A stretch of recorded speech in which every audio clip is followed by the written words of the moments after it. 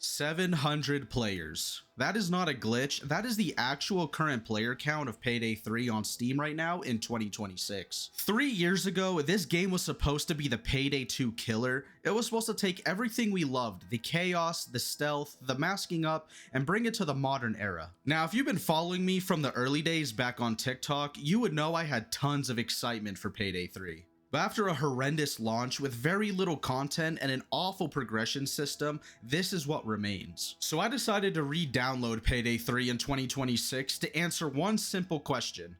Is it finally fixed, or is it time to put this game to rest? So let's find out. To understand why this hurts me so much, you have to learn where I came from. Payday 2 was my first introduction into the series on my PlayStation 4, and I fell in love with what the game offered until they stopped supporting the console version of the game. And then I got my PC, and as no surprise, I bought Payday 2 and fell in love with the game even more from the mods and the tons of content I was missing out on. Fast forward to recently, I bought Payday the Heist that I covered on the channel, and even with that game being 15 years old, it still had a soul not even Payday 2 was able to manage. Payday 2 wasn't perfect, but it was a sandbox. You could build a dodge build, a tank build, a turret build, the progression felt endless. The DLCs, while expensive, kept the game alive for a decade. And as fans of the franchise, we all wanted Payday 3 to succeed. We were begging for it. And on paper, it looked great. Unreal Engine, better stealth mechanics, but then launch day happened.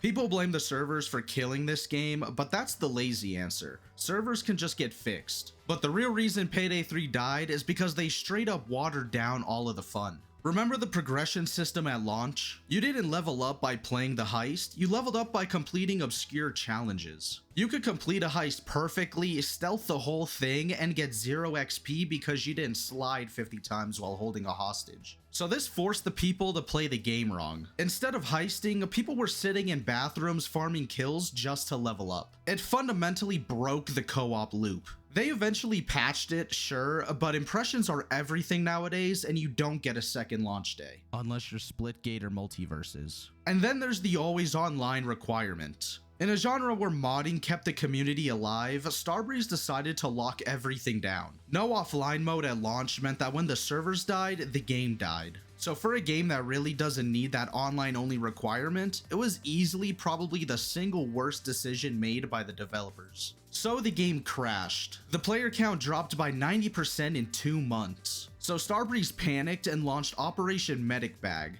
This was supposed to be their No Man's Sky moment. Their triumphant rebound that fixed everything wrong, but it was just a desperate attempt to save the ship. Throughout 2024 and 2025, they pushed massive updates. We finally got, drumroll please, a quick play button. Pretty basic feature, I know. We did also get the progression overhaul that was desperately needed. They also added an unready button, a vote kick feature, basically everything that should have been there on day one. And then came the content. The Boys in Blue DLC, Houston Breakout, Fear and Greed, they brought back Jacket and came out with the Party Powder and Delivery Charge heists, and just have been working on this video, they released the Shopping Spree heist. And here's the tragic part, these heists are actually really good. The level design in Houston Breakout felt like classic Payday. It had multiple routes, verticality, and the chaotic energy we missed, and is probably my favorite heist to run in the game. But here's the problem. They were asking people to pay for DLC when the base game was still on life support. While Helldivers 2 was giving away content for free to build goodwill, Payday 3 was asking for another $10 to play the good missions. It split the very small player base even further. Which then brings us to right now, the Year 3 roadmap.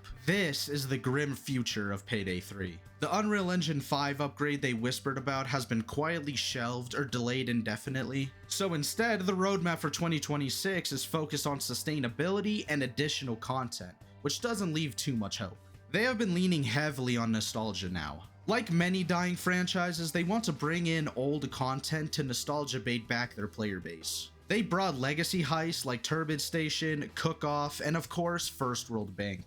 And they did rework the armor system, but is an armor rework really gonna bring back 50,000 players? Definitely not. The roadmap tells me one thing. They're keeping the lights on, but they aren't building a sequel anymore. They're building a museum with a modern version of old content that isn't even better than the originals. So, is Payday 3 worth your time in 2026? Honestly, it's a pretty lonely experience. If you have Game Pass, sure, download it, play the Houston Breakout heist, appreciate the gunplay, because the guns are actually really good. And then go ahead and uninstall it and go back to Payday 2 or even Payday the Heist. Payday 3 isn't a bad game anymore, especially compared to launch. It's just an unnecessary one. And in a world with 1,000 shooters fighting for your attention, unnecessary is a death sentence. And I don't think there's enough content that could be added to bring back even 5,000 players. And it's a shame that the game will just continue to exist until they shut down the servers and Payday 3 will fade away